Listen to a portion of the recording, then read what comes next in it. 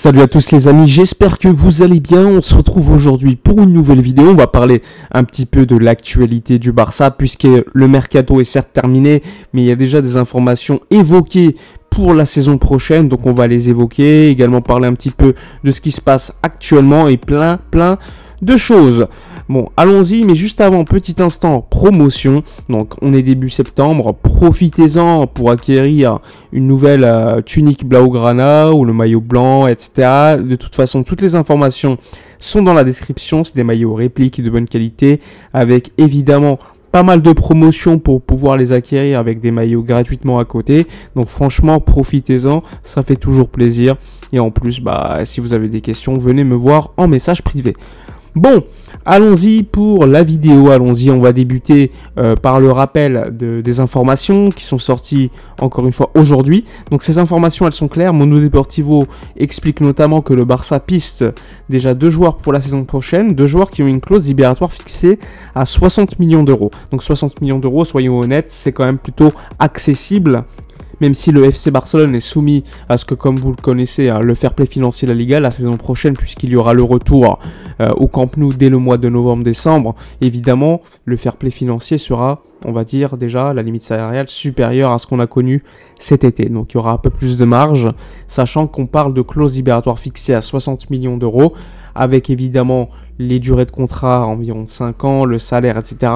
Aujourd'hui, enfin l'année prochaine, ça sera beaucoup plus accessible pour recruter. Bref, les 2 joueurs cités par Mundo Deportivo qui a une clause à 60 millions d'euros, c'est Dani Olmo, le joueur de Red Bull Leipzig, et également Bernardo Silva de Manchester City. Bon, moi je vais vous donner également mon avis dessus, comme d'habitude. L'article, il explique en gros que lorsque ces joueurs ont prolongé, ils ont accepté une clause libératoire à 60 millions d'euros fixée. Donc le club, que ce soit Leipzig ou encore City, connaissant la situation de leurs joueurs, voulant partir ou ayant des opportunités de départ depuis déjà quelques années, a accepté de mettre en place cette clause. Bon, 60 millions d'euros de prime abord comme ça, je me dis que c'est pas élevé, surtout pour un joueur comme Bernardo Silva. Mais je me dis que l'année prochaine, eh bien, ça sera peut-être l'année ou jamais pour City d'en tirer beaucoup d'argent. 60 millions d'euros pour un joueur qui aura, je crois, quasiment 30 ans, ça va commencer à être élevé. Alors oui, c'est un joueur de classe mondiale, il n'y a pas de problème, mais je ne sais pas si le Barça, vu les profils qu'il y a dans l'équipe, on sait que Xavi veut absolument un numéro 8, donc je pense que ça va revenir sur la table, mais est-ce que 60 millions d'euros sur Bernardo Silva en clause, c'est-à-dire qu'il faut payer cash, ou payer un peu plus pour payer en plusieurs fois, je ne sais pas si c'est une bonne chose. En tout cas, le Barça est au courant de cette clause et pourrait avancer sur un tel deal lors des prochains mois, sachant qu'il y aura évidemment, à mon avis, d'autres clubs concurrents pour essayer de l'acheter. Il y a également, comme je vous l'ai dit, Dani Olmo, le joueur espagnol de Leipzig, formé à Barcelone, qui est parti au Dinamo Zagreb assez tôt, qui avait réussi d'ailleurs en Ligue des Champions avec le club croate avant de signer à Leipzig. On peut dire que ces derniers temps, il est vraiment en forme. Il est vraiment très en forme. Et franchement, je ne suis pas surpris de voir que des clubs comme le PSG, comme Manchester City, comme le Barça aient été liés à ce nom. Donc c'est également important de préciser que c'est un joueur qui a un profil assez spécial. C'est un joueur qui est capable de jouer derrière l'attaquant, de jouer faux numéro 9, donc qui tourne autour les ailiers. Il peut également jouer comme numéro 9, également comme milieu de terrain offensif. Bref, c'est un profil assez spécial qui me rappelle beaucoup d'ailleurs celui de Joao Félix. Alors bien évidemment, c'est des joueurs différents, mais je trouve que dans le profil, dans le placement, c'est des joueurs qui sont à peu près, on va dire, dans le profil assez similaire. Donc, en tout cas, ça va être donc des dossiers assez importants à suivre lors des prochaines semaines, prochains mois. Donc n'oubliez pas, Dani Olmo, Bernardo Silva, clause fixée à 60 millions d'euros. Et je pense que l'année prochaine, c'est des joueurs qui vont faire énormément parler. Énormément de clubs vont vouloir les signer. Donc Barcelone fait partie de ceux-là.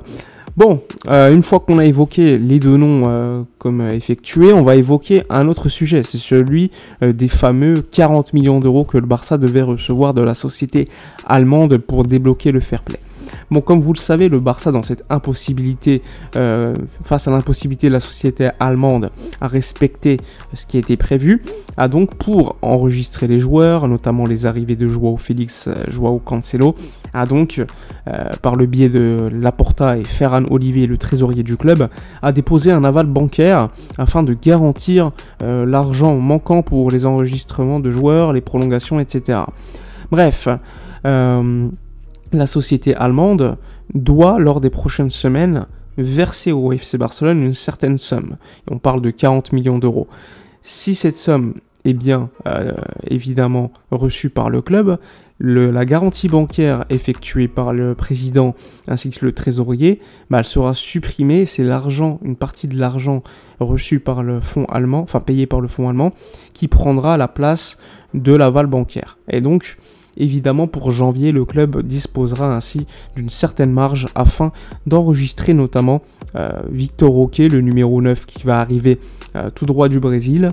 Et il y aura également l'éventualité du numéro 6 remplaçant que le club piste toujours parce que Xavi considère qu'il manque un numéro 6 supplémentaire pour pallier à l'éventuelle blessure, par exemple, de Roméo. Donc, le FC Barcelone évidemment était très pressé lors du mois d'août pour que le fonds allemand paye. Néanmoins, ce fonds allemand n'ayant pas payé, on était dans une situation compliquée. Donc les conditions financières à ce moment-là, elles étaient moins avantageuses pour le club qui était pressé de recevoir l'argent.